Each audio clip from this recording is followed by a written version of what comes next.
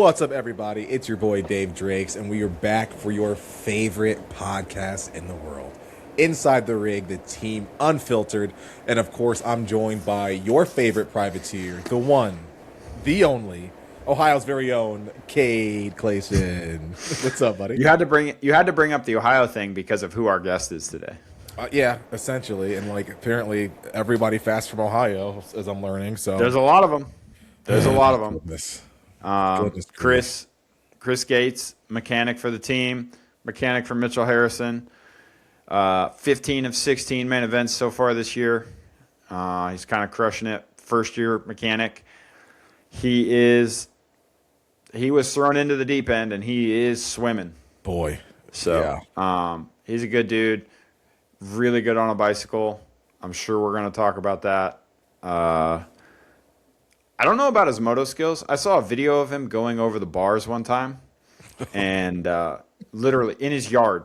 And his mom was videoing. And then after he eats shit, she flips the camera to her face and goes, "I don't think that was supposed to happen."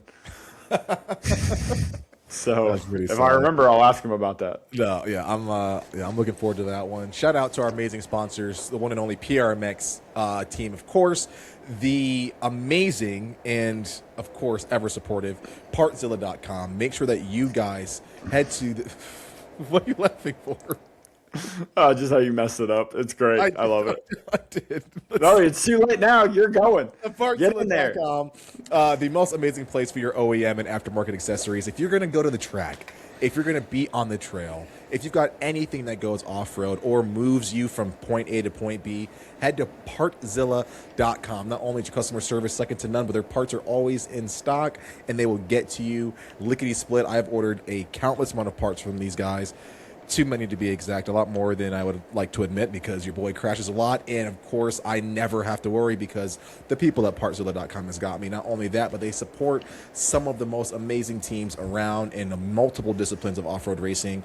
And they support the guys that put this on. So please make sure you go support those guys and check out thecollectivexp.com where you guys can do your own VIP experience with the PRMX team and so many more. Cade, we actually have a guy that's... starting with the quad lock team this weekend from the program. So I'm pretty excited about it. A lot of people that have helped Cade over the years have gone on to do some amazing things, and pretty much half of PRMX is from the program. So shout out to Julian for always hiring our boys. We got some amazing sponsors. Cade, I'm excited for this one. We talk, hopefully, about some cool stuff leading up to what will be the final round of the series. Got some drama. We got some close points races. It's going to be a good one. I'm excited. It will be. It will be. All right, let's jump into it. All right, we're here. Chris, it's nice to have you. How's it going? This is Chris Gates, Mitchell Harrison's mechanic. Oh, God bless. God bless you, Chris. I know, right? It's absolutely insane. Not that bad. No, he's a good one. Chris, if you'd never been a Supercross mechanic before this year, Nope. correct? Correct. Did you ever ride? I know you ride. You're amazing on a bicycle, which we're going to get into. Oh, no. But did you ever ride at a high level? I mean, the highest I've done is like B class, but I only did that for like 1 year and just went straight into B class in the woods, so. Okay. So no. Well, dude, B class I'm is just pretty kidding. much like A nowadays, so depending on where you go. Stop. Oh, It's are you woods not riding. watching? Are you not watching Loretta's? Have you not seen any of the Amnats? B is No. is like B group in freaking Supercross practice. Stop. Okay, Yeah, not the same. I am- 450B and 450A are not the same. I get it. Those are two. 250 is what I'm talking about. 250B, I guarantee you, you throw some of those guys in with an Amnat, it's going to be a competitive ride. Stop. But Anyways. Yeah, you should. Also, I didn't comment on this yet, Dave. Nice corded headphones. Oh, okay. So I forgot my other ones at the other house in Texas, and I was literally about to board my flight, and I was like, "Oh no!" I had to scrounge for these in my backpack. So I'm It's a rocking long these flight and- with no headphones. Who are you telling, dude? Oh my gosh! Yeah, that was. I'm telling you. Yeah, good, miserable. Have you done That's that? insane. Have you done that recently, where you forget your headphones on a super long flight? You want to know what's funny? My best ever finish in Supercross came right after a flight from Myrtle Beach to Detroit. No headphones. That's a that's a long. Yeah, and I contemplated not doing it again the next weekend, just Not for worth it. the sake of superstition. Yeah, not worth it. Nope. Podium, not worth it. No, screw it. Screw it. So, Chris, what brought you into mechanic stuff then? Just so we can get a little background on you, because to be fair, I had no idea who you were, and we are from basically the same hometown. Yes, he's from where I'm from. Really? My dad works like maybe 20 minutes from your house. Yeah. How far is the hospital from you? Maybe 10. Not far. Yeah. No, not far. I did some mechanic work for some local people, like just amateur and just like few other racers in the past, but nothing to this level, and was doing that. Then Will was working for Jack at the time, and they were looking for another mechanic, and I was able to come down and worked out and ended up staying. So you and Will knew each other beforehand? Yeah, we knew each other from Rays. Where's Will from? He's from Kentucky.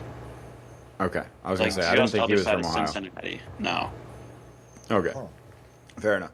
So, Dave, we talked about a couple podcasts ago. Rays mountain bike park. It's an unreal place. Yep, you wouldn't make it. I've made it. I have done good, dude. I've done foam pit stuff. I'll show you the pictures. Yeah, bring your mic closer to your mouth, Dave. Sorry. I'll bring the pictures. I will show you. That Anyways, your boy Chris, can race. Whatever. Chris was. I didn't actually get the pleasure of riding with him, but he was unbelievable, and so that's what you grew up doing. I take it, riding bicycles. Yeah. Two-wheel pretty guy. much. Have you ever seen? I guess you haven't, but Chris's wheelie videos are unreal. I've seen this dude ride a wheelie for a long ways. Really? What's your longest wheelie? Dude, I don't even know. Like, I don't know. The one day I did it with Mitchell, it was like over a mile. Just never really. I wasn't even paying attention. I was just doing it, and we're just like going down the road, and he's just like, "Oh, we got to turn here," and I was like, "Oh shit." On a bicycle. On the e-bike. Yeah. Could you do a longer one on a moto? I think e-bike's easier. That's criminal, Wow, dude. That's actually criminal. What's your wheelie game like, Cade? Oh, awful. I mean, I can do I'm better like on moto. I can stand up wheelie for a long time. On a bicycle, I'm not very good. I can wheelie. I'm better at slow wheelies on a mountain bike, which is weird. Yeah, but my stoppie game, non-existent. Oh, see that? I love the stoppies. Oh no, dude! One day at SOB, dude, ask Craig, our team manager, about the day that Yoder was trying to teach me how to do stoppies. Dude, literally almost couldn't get my rear wheel off the ground at first, and this is 3 years ago. It's not that long ago. It was pathetic how bad I was. So I have worked on it. I actually did a stoppie on Yoder's bike the other day. I was done riding, and I was just down there watching, and Yodes was doing stoppies because he's freaking Kevin Windham. And he's like, "Oh, Cade, you want to take it for a spin?" And I was like, "Sure." And I hopped on and just did a little stoppie. Almost shit my pants. And gave it right back to him. So, because I'm not good at all. I don't know if you want to get into it, but compare that bike to what you've ridden in the past? Are the Club MX bikes that? I'm not going to answer that. I'm not going to answer it. I'm not getting into it. I didn't ride Hunter's bike. What are you talking about? Didn't hear anything. Chris, I thought I could ease him into wanting to talk about it more, but Nope. I didn't touch it. I don't know what you're talking about. Gosh. So, no. Chris, I was literally in flip flops. Just to be clear. Yeah, we're gonna ignore this guy. We'll pull out of him eventually. You mentioned that you did some amateur wrenching Yeah. kind of hometown stuff. Like, did you always know you wanted to be a wrench? How did you get into like even doing the local stuff? Because for a lot of guys, like it's daunting looking at a motorcycle and being like, I want to rip it apart and fix it. Like, how did you even get that start to doing the local stuff? So some of the local people, it was more just like they needed help at the time. It was just like, hey, can you? I started off with a sprint enduro. They were like, hey, can you change a tire for me? And so I changed a tire for him, and then next thing you know, it turned into just slowly more and more and more. And the next thing you know, I'm like working on his bike, his kids' bikes, and then a few other people, and I don't know, it kind of just happened real quick. Was it kind of like a learn as you go kind of deal, or did you already kind of have? No, I already knew because like I've done all my bike work myself for probably 5 or 6 years now. So it wasn't anything big. It was kind of just like natural, I guess. Gotcha. Were your parents pretty mechanically inclined? Did your pops teach My you dad, like, yeah. skills? Yeah, and my all dad that definitely stuff? taught me a lot when I was younger, so learning from him and then kind of just like, all right, now you're at the age where you break a lot of stuff at riding, so he's like, just, you got it. You do it yourself. So you didn't go to school or anything like that No, at any point? I went to like the trade school in high school for welding and fabrication, but no mechanical. Oh, that's why you want Jules to buy a TIG welder, so you can Yeah. actually like fix some stuff when it breaks. Yeah, all the subframes, all the pipes. I've already had to fix one pipe for them. There, you could just start charging him.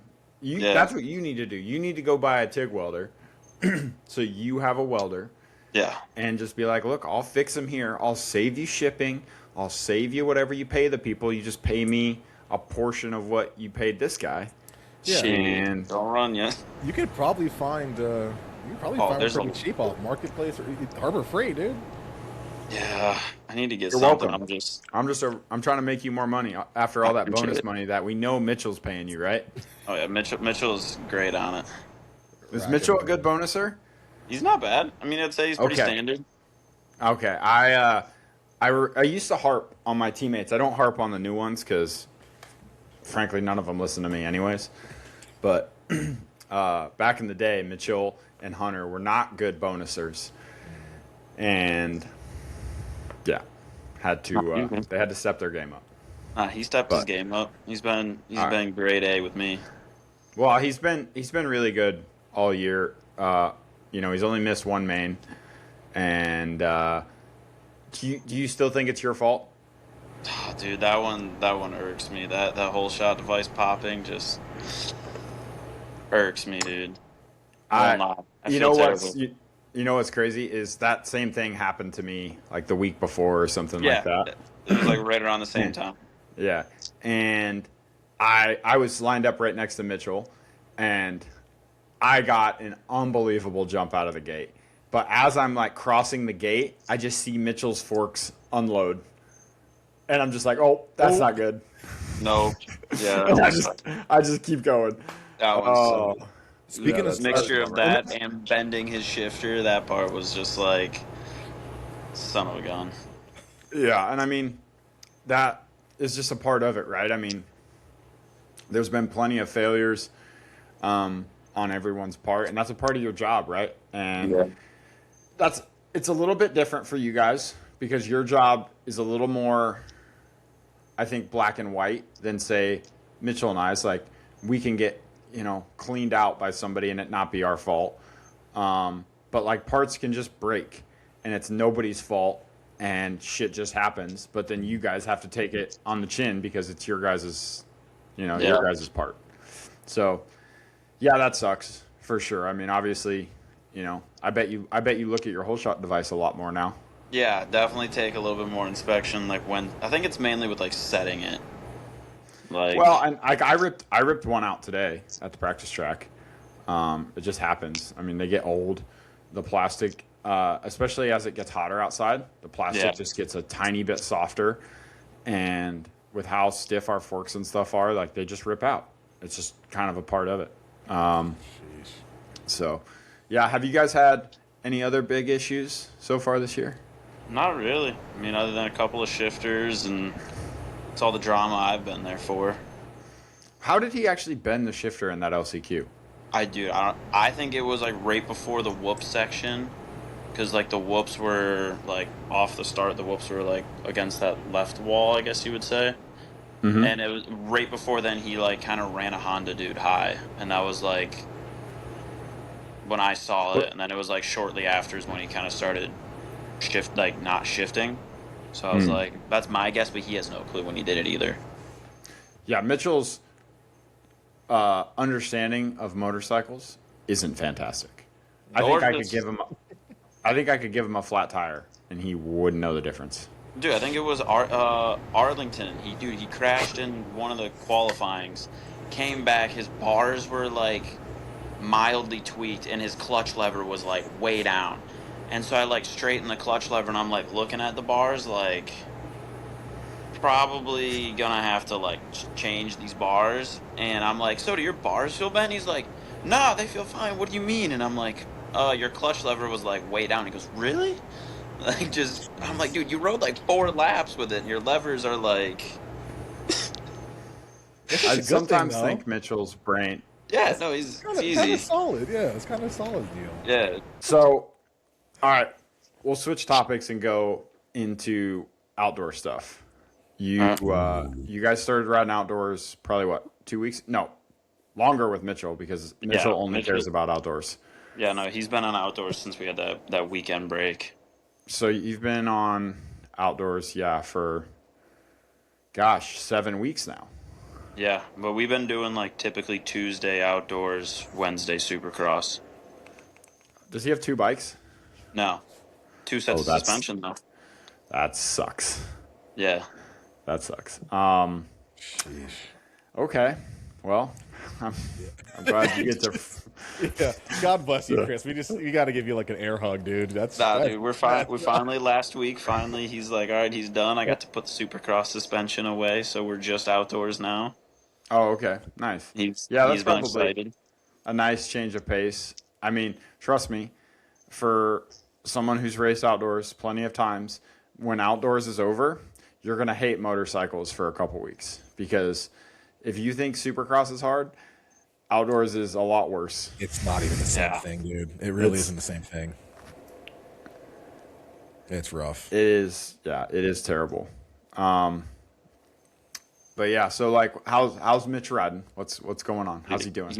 How's he compared to Chase? Compared to Chase, I mean, he's getting there. He's getting there. The lap times are a lot closer outdoors than they are on supercross. Which makes no sense, by the way. Yeah, I mean, that's, he's only like 2-3 seconds off on outdoors. When it comes to supercross, he's got like a 5-6. But like Chase is a freak still. But today was only his like first real day on outdoors. So it's kind of like halfway through a season outdoors, first day outdoors. That's weird. He tested a little bit. So like today was like a real training day. Yeah, today was like the first day he did like full. I feel like we're gonna get blown out by Cowie on this one, but full day of him riding outdoors. So, Cade, you talked a little bit about your opinion on how like Chase is just so much faster. Chris, from like a person with new perspective in the sport, what do you think is the difference between somebody like a Chase Sexton versus your guy Mitchell Harrison, like a Cade Clason when they're going around the track? Like, what do you see different since you're like, kind of behind the velvet rope there? I don't even. There's just so much. Like, he's just so technically sound with some things. Like, you watch a lot of them. Like, I mean, it's a big thing with Mitchell and Chase is like height.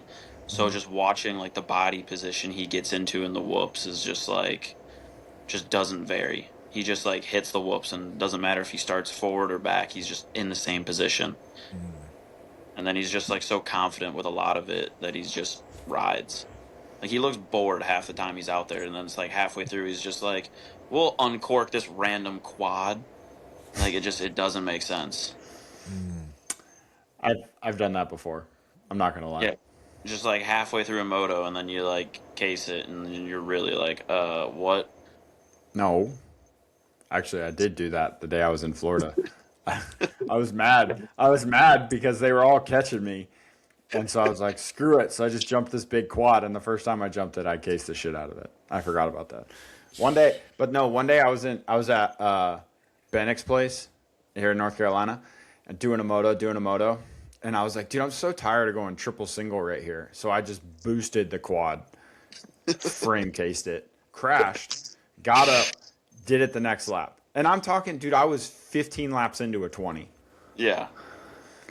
And I was like, this Doesn't is so make much sense. effort going triple single. So I just goosed it.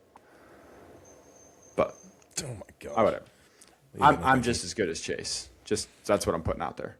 All right, AJ Catanzaro, calm down, dude. Yeah, for sure. So like what has gone into the testing of outdoors? Is he switching to a get ignition? Dude, I do not think so. Has I he do not tested know. it? So he has tried it on Supercross, has not tried it on outdoors yet, but he's still a little scared of the get. He's such a bitch. Gosh damn He's it. scared. It is so much better, dude. He's scared, dude. Chiz hadn't rode it before the mud race, and he found out I was on it. He rode it, and he's like, "Wow, this is way better." It's like, So what's the difference in your mind, Cade? Like, describe the difference between what you've been on and like what the Get is able to offer you guys in the team. so they can move the power around a lot more with it to different spots. The big thing for me is it feels like it frees the motor up. So like if you go and ride a 250F and you feel like how snappy the motor is and how it just feels super light, playful, and free. You know what I'm talking about, Dave? Do you have any idea? Okay. Well, yes, dude. and then you get on a 450 and it feels super luggish and more like a tractor, I guess. Well, the Get, gets kind of rid of that feeling and makes it feel more 250, more free, a little bit more playful. It lets it get into the revs a little bit faster. So lets it build power quicker without such that tractor feel. Yeah. But I will say it does feel like gears run out a tad bit faster. Like my first gear doesn't last as long as it would with a stock ECU. So have you paired that Get ECU with the lighter flywheel yet? Have you combined those two to kind of fix a lot of that early spool you were talking about a couple weeks ago? I have. I didn't like it. Not too fast? No, dude, you know what? I can't remember exactly the feeling that I had because I tested it in December. But I was a huge proponent for wanting to try flywheels this off season. I remember talking to Craig about it like during the summer last year. It took forever to get one, let me tell you. And I was the last one to try it. I was actually pretty pissed about it, just to be clear. I like how you're like the first guy to say, "Can I please have one?" And then Well, give it I to, like, did. everybody I was like, else but you. because I was like, because we know Cowie runs a different flywheel. We know other people have tried it and liked it, but they all have different motor packages. So I'm not saying it's wrong, but we put it in, and I can't remember the feeling that I have because it was a while ago, but I rode with it for not a long time, and I knew that I didn't want it. So I run a different exhaust than Mitchell does. I run a different ECU because we like different feelings out of the bike. It's got to be a kind of a pain in the ass for the mechanics because now they got to have extra of everything, more shit on the truck. But does he run that lighter flywheel still?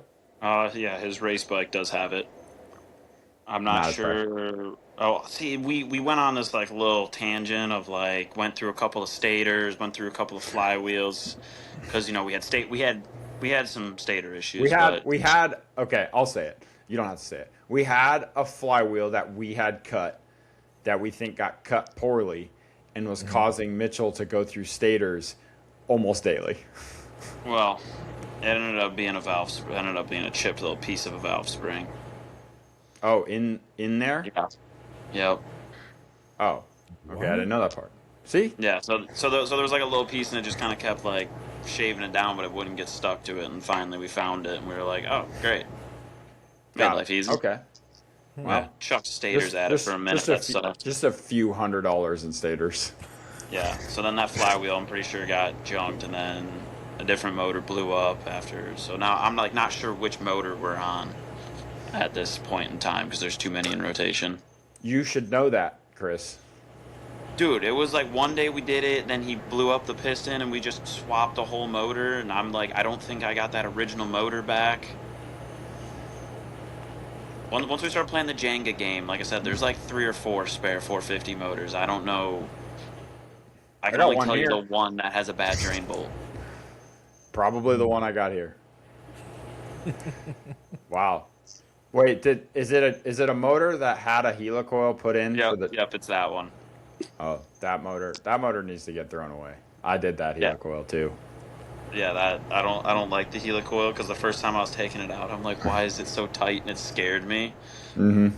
And I get it out, and I'm like, wait, there's no threads on it. What do you mean? And I look up, and I'm like, oh, it's helicoiled. Great.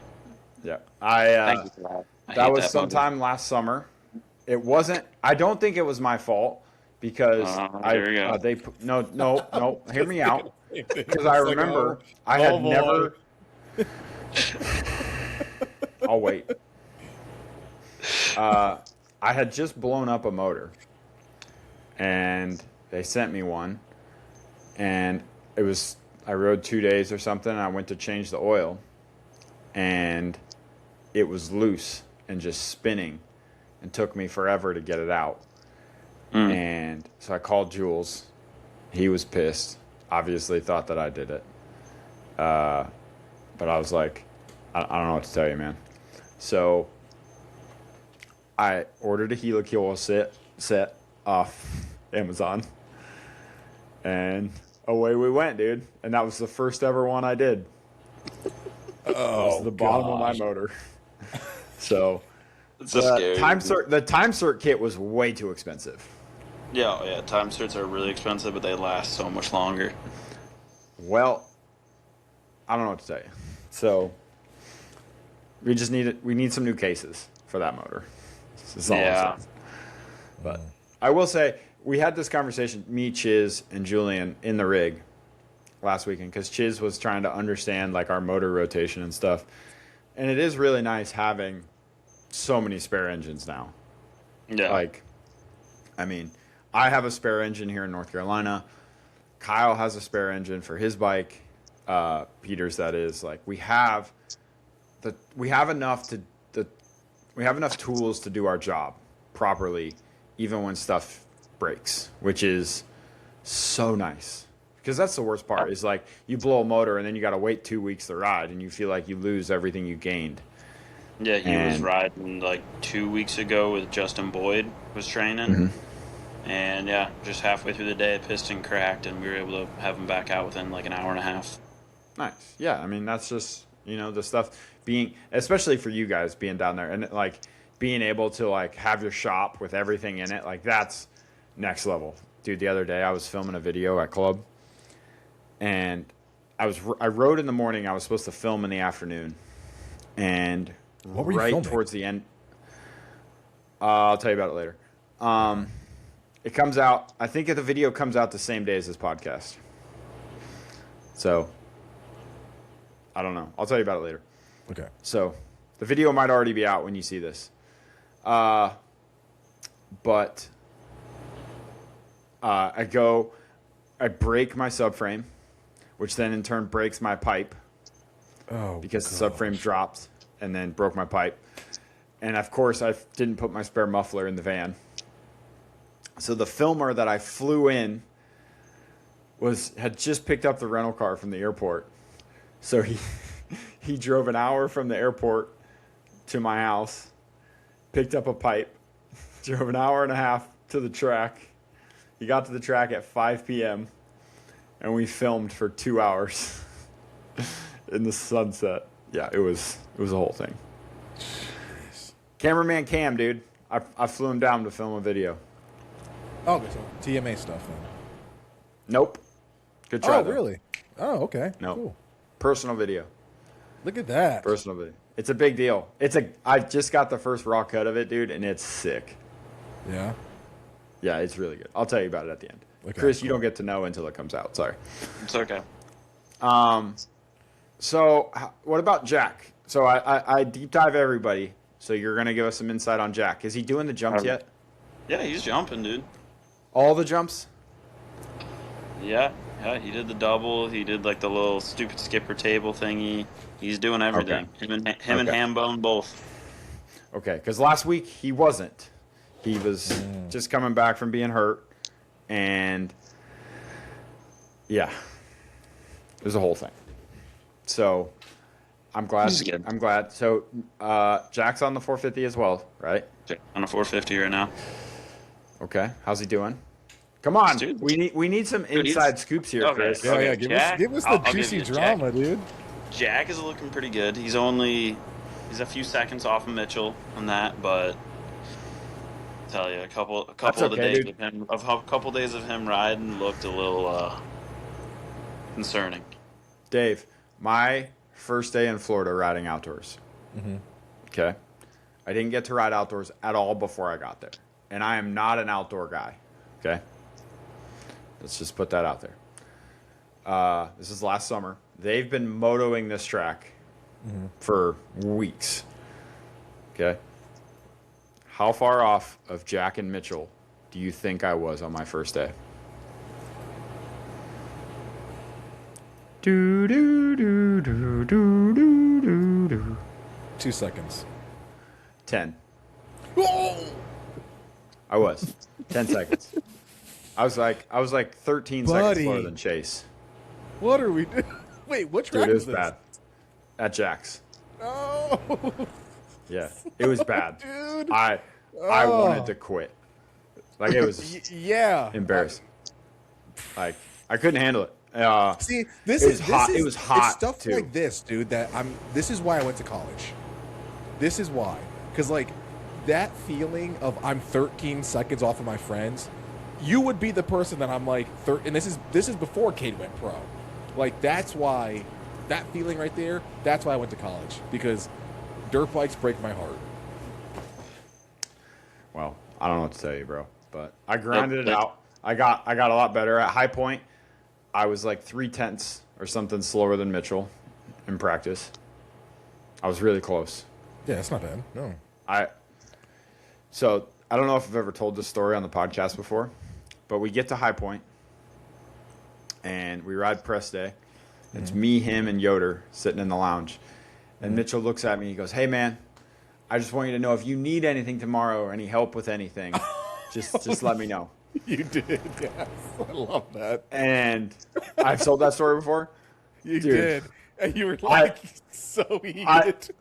Oh my God! Oh, I think I did. I think I told it when Mitchell was on, dude. When Mitchell, yeah, I, dude, you were so I heated. wanted to beat him over the head with a bat. I was like, "Are you kidding me right now?" And yeah, Oh my god! I was like, "I get that you're more of an outdoor guy than me. I get it. I don't need the condensation. No, that's nope. Condescending. Condescendingness. Yeah, but there's a different term for it. I don't know how to say it in that context, but I don't need the condensation. Yeah, dude, what's the word? condescension. Condescension? Yeah, Yeah, English is hard. Sorry. it can be. It's my second language. Do you miss like training for outdoors and like Canadian Nats and stuff? You don't miss it at all. No. 'Cause you were solid, dude. I feel like you like did good. That's fine. Don't miss it. Cool. Still hate it. Still hate it, dude. Don't miss it at all. I don't. Gosh. When I ride outdoors now, like, it's like I want to ride a vet track, dude. Like some ruts, no bumps, like can wheelie around, just like So play around. you want the Smith Road special? No, dude, Smith Road. No, not even remotely, dude. Like, it's way too hard pack and slippery at that place. I want the Apple cabin spec, dude. Okay, that's valid. The Apple cabin spec. So again, we're from the same hometown. I lived in between these two tracks that were maybe 5 miles apart. Yeah, if that. Yeah. Wow. And one was open Wednesday nights and the other one was open Thursday nights. Both opened at 4 o'clock, dude. And I'll tell you what, I was on the track at 4:01 every week. Yeah. Wow. That's my spot. I was an Apple cabin assassin, dude. I would Dave, do you remember Tony Gallo?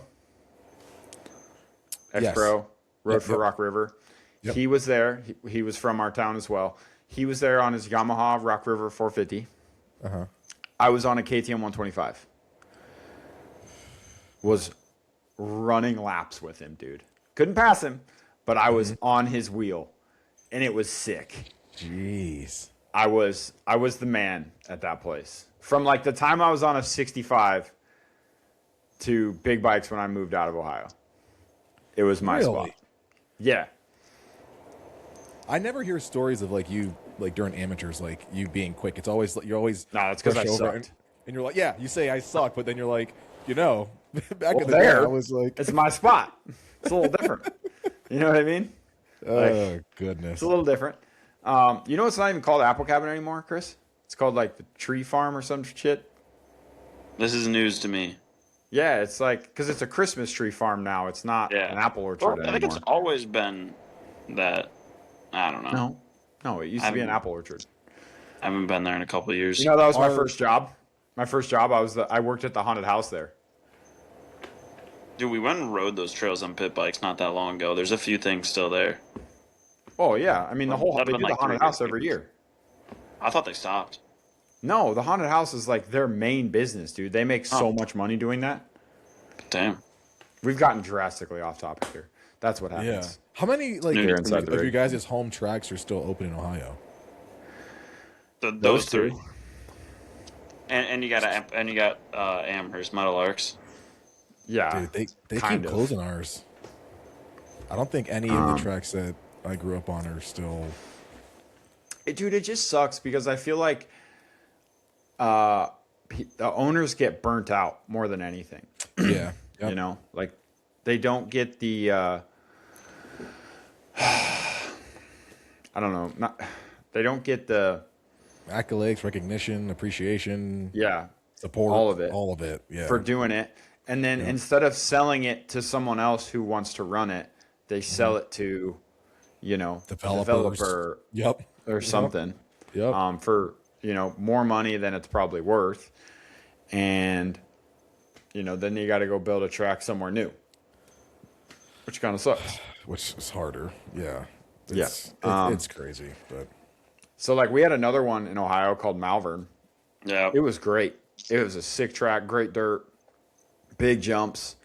On a hillside, like you could see most of the track from anywhere. It was like in the quarry.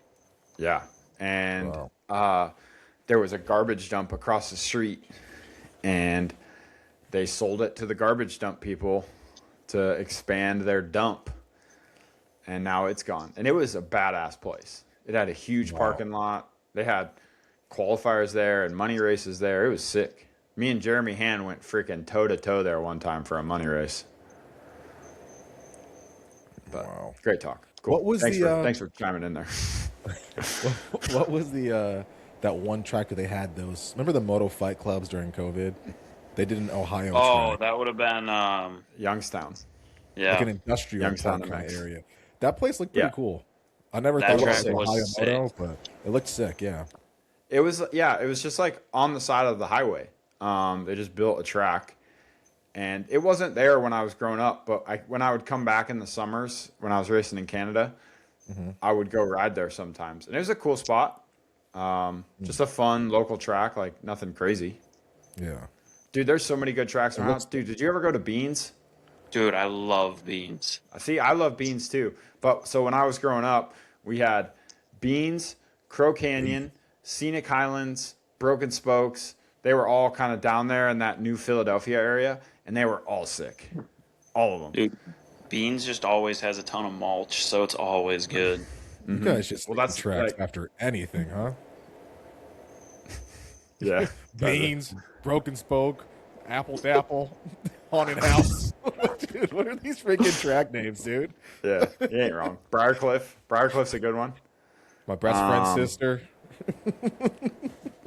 Now you got to make it weird, bro. Don't be jealous, because, dude, Ohio breeds good moto dudes. There's a lot of good ones that came out of there. So, like now, Sellard was right down there by Beans. Sellards, Gavin Graysick, Zach Ames. Sellards is a name. Yeah. Wait, I thought Gavin Graysick was Canadian. No, he's from Ohio, dude. Wow. Okay, I just heard something new. Who else? Me, Carnell, Jeremy Hand, Toddy Krieg was from Ohio. Is from Ohio. Bunch of arena cross guys, right? From back Aaron in the day. Plessinger's from Ohio. Stephen Mages, arena cross guys from Ohio. God, there's another guy that was really Roman, Steve Roman. Yeah, bro. We do it right. Anyways, back to Chris. We just keep getting off topic here. It's fine. That's good. That's good. Yeah, Most it's of the all good. tangents. I'd love to get you guys' 2 cents on the race from this weekend, and namely because I always talk a lot of crap about Cade's riding, and the second your heat race gate dropped, I was like, oh, here we go, dude. This guy's slow off the gate, and I'm just like, I just got up and I was going to walk into the other room, and then sneaky Cade got around the inside, hugged that corner, dude. Dave, Dave, buddy, I got to get What do you think the plan was? Hang on. Let's see here. What do you think the plan was when I line up next to Hunter? You think I'm going to beat him? You think I'm going to beat him to the first turn? Oh, definitely not. But okay, so what's the plan? In starts past, you haven't done this. In starts past, it was a shit jump, and then you get down the straightaway and it wasn't a shit jump lane with everybody. It wasn't incredible, but like everyone got the jump on you, but somehow you moved over at the right time, held the brake super late. It seemed like. And just stayed on the gas consistent, and you came out, and I was like, dude, if he was a little bit more, like, we would have been podium spot for a second, dude. It would have been like a third. But, like, when I saw that, I was like, I got to text him and tell him, like, what a very, very impressed with that one. And then we rode in for a really, really good ride. So I don't give you compliments often, and I hate doing it, but, buddy, that was a good ride. That was a good one. I was happy. Chris, did you hear me yell at Mitchell when he got back to the rig after his heat race? No, I can't say I did. Maybe. He comes in the rig, and I'm like, yo, what happened when Colt passed you? And he's like, nothing. I got 9th. And I was like, no, you got 9th because Malcolm crashed. I was like, you were in front of Colt, and then 2 seconds later, you're 3 seconds behind Colt.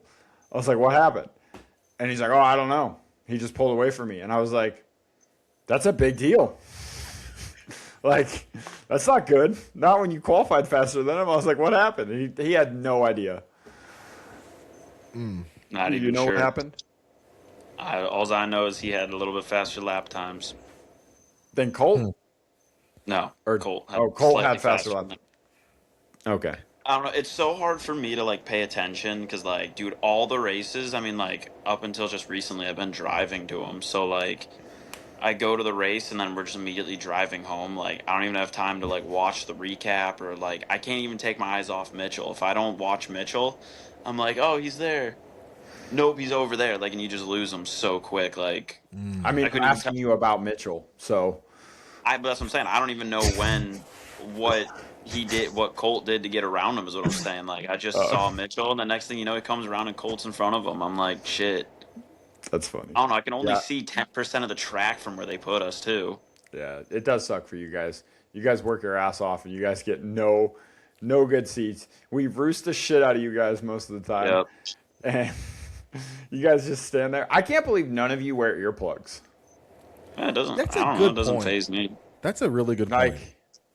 Like I'm weird. Like my ears are like baby sensitive. I'm not gonna lie.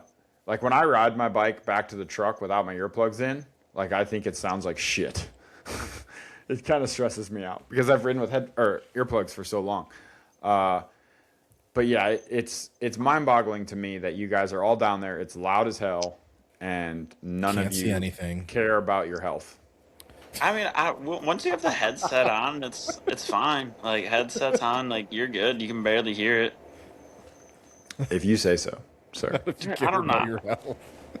I don't know. You should hear the boys warming their bikes up in the morning, dude. That is literally one of my biggest pet peeves. We used to have an assembly guy. Under the covering. Yeah, a motor assembly guy for the team. Mm-hmm. He's French Canadian. Great guy. But he would rev bomb Yoder's 250F in the morning. Really? And we would all just laugh at him. And we're like, what are you doing? This is not a Kawasaki KX125. Like it Gotta be does cleared not. out, bro. No, it Gotta does clear it not out, yeah. need the the whatever the oil is burned off. That is not what's happening here. Yeah, Just we gotta clear it out, dude. no. It drives me nuts, dude. Even I think Steven used to do that. Hang on. Have you ever heard the story of Steven warming up a KX450 for the SGB team back in the day? And he No. was like rev bombing it, and it drops into gear, and it like does a backflip. I did not hear about Dude, this. Dude, Steven? I just heard this story today. Yeah, Stevens had some dude. He tucked the front, burning in a clutch at Houston one year, and worst thing that happened was everybody saw it. Everyone walking up to him like, "Hey, can I help you?" And dude, it was rough. Bro, you know what? That's why he was so helpful when, was it Gavin or Justice? Oh, it's Justice. Justice crashed on Chiz's bike the other day, dragging his front brake around. He ate shit right in front of our pit, bent his clutch lever. And you know, the first one to help him was Steven. Steven, And I'm like, because oh, Steven's been there, dude. Steven's been there. He's also just a big, he's an amazing guy, super nice guy. But yeah, dude, Steven's got some stories, dude. Yeah, I guess. So yeah, I guess he was warming a bike up and he was like revving the heck out of it. And I don't know if he thought it was in neutral or if he bumped the shifter, and then the bike just does a backflip Oh, that's in scary. the pit, which is hilarious. So I've done that on the line before. Like you're sitting there revving your bike up, gate's about to drop, and you move your foot and accidentally click it into gear and launch your bike into the gate. Real thing. Real thing. The closest I've got is I almost looped out a 110 on the graded start. Nice. Dude, I don't know how you guys do that with that much grip, dude. I almost died on a pit bike. It's honestly, dude, I think our clutches slip a little bit because it's so much traction when we actually take off. Like I can make it. I could loop out if I really needed to, but like just how we do clutch delivery and stuff like that. Like I think our clutch slips as we do it, and we just figure it out. Yeah. Did you see the video of Steven falling in Philly, pushing my bike onto the gate? I did see that. He what? It was to be fair, it was muddy and slippery. It was for the heat race, and I was going to the first gate on the inside, and I'm standing there with the umbrella. LeBig is filming him like pushing my bike up onto the thing, and dude, they make it so difficult for us to get our bikes onto like the starting grid. They It give is you a this giant much pain. room. Yeah, it's a giant pain in the ass. Yeah. But so yeah, he's like trying to push the bike up, and I don't know if he stepped on the metal and slipped, but he just like falls right onto the tough block. That's like the bike on top of him. and the bike's on top of him, and I'm like helping lift him up, and I'm laughing, and we're all just kind of giggling. It was funny. It was funny. Sorry, Steven. We're laughing with you, not at you. We need to GoPro him just for stuff like this, dude. Just GoPro him. I think that's why the big follows him so much. He just thinks it's funny. No, it's all awesome. good. So, all right, what's the plan for the weekend off? You going out on the boat? Dude, I'm not a boat person. I'll probably go do some mountain biking, or hopefully my bike will be done and I'll go do some riding myself. Is that your Yamaha at the shop? No, the Tenere? No, I saw a Yamaha in the shop. I just thought I didn't know if it was one of the No, mechanics. I got a Husqvarna. Gross. Okay. Fair enough. Hey, it's a All 350, dude. Woo, 350 club. That's a good one. I think I would buy a 350. They are amazing. I like mine. That and Yeah. the 300. I love those two. Yeah, two-stroke guy at heart. I really want to get a 252 stroke again, man. I miss that thing. Really? Yeah, dude, I ripped on a 252 stroke. Mine, I bought it used from Colton Ford. It was probably the most fun I've ever had on a dirt bike. Why does that last name sound so familiar? I don't know. What year would that have been? Ooh, like 2010-ish, 11, something like that. I don't know, but it was sick. I agree. Two strokes are the way to go. They're cheap. Okay, one more Supercross, straight into outdoors. Yep. The grind is coming, Chris. I hope you're prepared for it. I'm ready. But there's only gonna be two of you in the rig. Yeah, it'll be 2 until Liam shows back up. Until Liam shows back up, yeah. Does he know how much longer he's going to be? He's walking with only a little limp, so I'm assuming close. Oh, yeah, I guess. Yeah, but you walk out of surgery from broken femurs. Yeah, but he had like a mega limp then. Like now, like you can only tell like he's like you're like, okay, you messed up, or you just like, Yeah, I guess. you know. That's true. Yeah, I guess. All right. Well, Chris, thank you for joining us. I Yeah, very much anytime. appreciate it. Best of luck, man. God bless you for outdoors. We'll get you back on. We'll get you back on halfway through outdoors and see how the grind's going. Yeah, whenever you need, let me know. He's gonna have like a big white beard and like. I don't know why you just disappeared, but Oh wait. All right, there we go. It gave me some notification that froze the whole thing. it's all good. All good. All right. Thanks, Chris. I'll talk to you later. Thanks, man. See ya. Wait, where? I don't know where leave is now. Never mind, I'm stuck, guys. He's not getting rid of me yet. Chris is just gonna tag along for every podcast now. Yep, nope, I'm just stuck. I don't know how to kick you out. Oh wait, I think I found leave studio. All right, see it. Thanks, bro. That's awesome. I like Chris. He's a good mechanic. Yeah, He's a good yeah. dude. Yeah. He's got some confidence in his voice too when it comes to talking about that stuff. It's always a good sign. Dude, we didn't talk about his video. Video. Oh my. God, is it funny? I don't know if he's okay with me talking about it. I'm going to talk about it anyways. So, he is Instagram famous. Really? I would say that you've seen the video. Okay. It is. Oh, it's unbelievably funny. Okay. He was younger. Mm-hmm. I don't know how old he is. I mean, he had to have been like just turned 21 or something like that. Okay. He was doing wheelies somewhere. Mm-hmm. Got stopped by the cops. Mm-hmm. Got arrested. For doing He's in the- wheelies? Yeah. He's in the back of a cop car. Uh-huh. And he starts taking a selfie video. Uh-huh. And if we can get it in here, I will put the video in here so you guys can watch it because it's unbelievable. And he's like they stopped me for doing the biggest wheelie of all time. And the cop goes, "Who are you talking to?" And he's like, "My phone." He's like, "You got your phone?" And he's like, "Yeah, you didn't check my pockets. I got a beer too." Cracks a beer open, drinks it in the back of a cop car. Dude, it's an unbelievable video. It was the funniest thing ever. And to be fair, like it's gone around. Like everybody has seen it at this point. But it is hilarious. And like he was younger, he made stupid decision, right? I don't know exactly why he got arrested. Yeah. But that is an awesome story and an amazing video. That if you're gonna get in trouble for having like fun like that, like harmless fun, Yeah. wheelies and stuff, that's the way to do it. You know. Yeah, 100%. Yeah, there's way worse ways to get arrested. Yeah, he said he didn't end up getting in any trouble. Like, Yeah. So, I mean, it's not a big deal. It was obviously nothing. He wasn't even in handcuffs in the back of the cop car. Jeez, dude. But yeah, it's a great video. So, but yeah, I like having him around the rig. He's pretty good. Always good So- vibes at PRMX, man. I don't know, the team, Good the vibes. people. We didn't talk Good about vibes. Chiz at all. But did you see Vince and Chiz's crash? No. Oh, yes, sorry, I did. Yep, I did. What was your take on that? And I also want to get your take on the whole Manier thing too on the finish line. But like, what was your take on that crash? Well, with the Chiz? Manier thing is dumb. Yeah.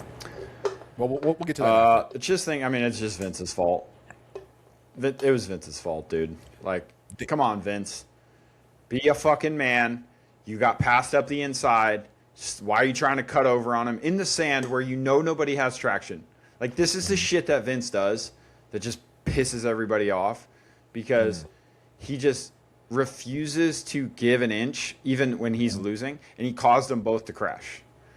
You know what I mean? If he just hops in behind Chiz, they probably both pass Tristan, who was in second. So they would have gotten, I don't know what they would have ended up. I don't remember the running order. But, yeah. Vince just pisses me off, dude. Like, See, it really does. I don't have to race him, so my take is a little bit different. But like, yes, he does some not smart things on the bike. But man, that level of drama he adds, and the oh my gosh, like he's near Vince, what's going to happen? That layer of anticipation and drama and getting the crowd's heart pumping, it's kind of cool. I will say that. Again, no, I don't have to race the guy. I don't got to be. I don't. He's cool with me in the pits. He's but like and all that I'm other cool stuff, with racing dudes hard. Yeah, I'm cool with racing dudes hard, but he races not smart and not safe, and that shit drives me insane. It really does. So, I don't know, man. That's all. The only way I feel about that. He kind of rides like Prado, but a lot slower. That's a kind of a good comparison. I can count on one hand, and this weekend being one of them, where Chiz did not chiz, and it was obviously because of the crash. But I can't think of a time when like I was like, oh yeah, Chiz is 5th, 6th in LCQ. He'll be probably like on the podium or winning by the time this is over. This is probably the first time where I was like, oh my gosh, dude, what are the results? So yeah. Well, it sucks because it wasn't his fault. For sure. Was he pissed? He was well behind, got up next to him. They were bar to bar right there. Yeah. But like when you're bar to bar with someone, the guy on the inside has the advantage, but Vince just like keeps moving over, and it's like, what's the plan here? Yeah. So frustrating. The Meniere thing was so stupid, dude. And here's what makes me mad about it is you can miss the finish line any lap of the race, and it's fine as long as you come back around and the timing and scoring people will mark you off, whatever. Yeah. If your bike blows up on, like, okay, say the leader of a race, they're winning, right? They lap up to 10th place. That's an important detail. They lap up to 10th place, but on the last lap, their bike blows up, right? So all the people on the same lap as them will pass them, and basically everyone you lapped unlaps themselves. So you still get 10th, but you didn't actually finish. You didn't go past the structure. You didn't go through the structure. Nothing. Cade Meniere got forced off the track in the last turn by a lot. Like pushed off to where there was absolutely nowhere for him to go. Yeah. He got pushed into the whole other next lane, which happens. We all do it. The pass was fine. But like to say he needs to turn around in the whoops, come back down that lane, cut back across the tough blocks, and then just to go over the finish line is the stupidest thing I've ever heard. Like, what do you want the kid to do? It's his first ever Supercross. Yep. Like, Jensen, I heard, was going nuts. Jensen is the 250 team manager for Star. Yep. And rightfully so. I would have been ripping J-Bone and Mike for that one. For sure. So, super frustrating to me. It that kid didn't deserve that. It set him up bad for the main. And he almost missed the main because he crashed in the LCQ. Yeah, it's frustrating because it takes away from the hard work that you guys put in for little mundane, stupid nuances like that, little gray areas. Completely takes away from all of what you guys do. And everyone tries to equate Supercross to F1. We want it to be to that level in some aspects. Some of them we kind of like Supercross, being what it is. But I think the one thing that's going to hold it back severely, other than funding, is stuff like this, like weird rulings and a rule book that almost seems like it's like made in an Etch-a-Sketch, where it's like, oh, that rule doesn't work anymore. Let's dry erase and do away with it. You know what I mean? It's nothing's consistent. Nothing seems to matter until it doesn't, right? Or it does. I mean, So exactly. It's beyond frustrating and takes away from the professionalism and the hard work that you guys put in. And I'm just a spectator essentially, right? Put it down as main in its basis. I'm just a fan of the sport. You guys actually have to live that. That's got to. I'd be wanting to pull my hair out, dude. Honestly. Yeah. No. Seriously. It is what it is, man. Like, frustrating. I mean, it's just something like we've all come to come to deal with at this point. But all right, Dave Lee, you got anything else? I am. I'm looking forward to the last race. It's going to be bittersweet for me. You know. So are you coming? I'm going to see if you can convince me. It just flights are so crazy expensive, dude. Like I want to be there. So wait, why is it bittersweet if you're not even coming? Isn't it your last go around?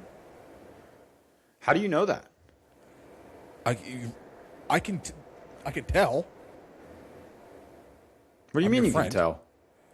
I can tell in your demeanor. Well, that's dude. what the video is about. How the fuck did you know that? That's crazy. What- Shut up. what- Someone told you. Wait. No, Who told you? I swear, Who told you? I swear to God, no one I don't told believe me. you. But once you said you flew Cam down and it wasn't TMA, I was like, oh, I know it. That's why I didn't press the issue. I was like, I know what the video's about. No, like I want to be there to support my buddy, you know, on a send off, but it's so expensive, dude. So it's like it's a $2,000 weekend for me right now. So Yeah, it's cheaper than it was to get Cam here. Let me tell you. yeah, oh no, dude, I get But I'll it. tell you what, dude. If okay, I'm gonna make sure this doesn't come out until late on Thursday now because Yep. that video needs to drop first. But Yeah. if you haven't gone and watched the video yet, it should be really good. I've seen the first cut of it. Mm-hmm. It is really good. It's about me stepping away from racing. I only cry once. I sent it to KP this morning or a little bit ago, and Yeah. he said that he started crying and he had snot coming out of his nose, dude. dude. Oh, see, like, it's I good. don't- Cam did a great job. Yeah, it's like I'm excited for like the Kenny versus Hunter thing, but like it's not going to be the same without you, dude. Like it's again I'm bittersweet. fine. Like I'll be around. you're fine. Don't worry. Yeah, but like it's not. It's about me, Dave. This is my day. I know. I'm just saying, dude. Like it's going to be like a bummer for me not to have you around and stuff like that in that same capacity. You're still going to be around. You're still going to know the ever loving crap out of me. I know that, but yeah, it's just I hate seeing my buddy step away. You know what I mean? It's all good. It's all good. It's been a heck of a freaking run, though, dude. You lived every kid's dream. 13 years, bro. You know, like, dude, that's something to be said. Like, you're literally the 1% of the 1%. Yeah. We had that talk today at club when I finally. know? I didn't tell anybody. I really didn't. I kept it from. It's been obvious, dude. It's been very Shut obvious. up. No, Hey, it hasn't. You said something. Which race sucked? Was it St. Louis? Yes, St. Louis was bad. You said something. You were like, "Oh, thank God, it's the last time I got to ride that." And I was like, "Oh, is he officially making it like? Is he putting it out there?" Because you said that in a big group. So I was like, "Oh, he's." And before that, it was even like pretty obvious. I'm just No, it saying it wasn't. is. It was. I'm just saying it is. Anyways, I forget what I was going to say now. Oh, we had this talk at club today. Yeah. And to see where I started, even when I got to club, you know, like, you know, when I got to club, I was okay. Qualified for my first 3 pro nationals I tried for. But I wasn't very good, to be honest. I had a lot of room for improvement. First year of Supercross, I broke 9 subframes in 8 races. Good. Yeah, I did a lot of crashing. A lot of crashing. Jeez. Did you want to go down a rabbit hole, dude? Go back to 2014 and look at all the crash pictures I have from Supercross. It is insane. But yeah, yeah, we talked about that, and yeah, I've been a big part of club for a while, so that was a weird day for sure.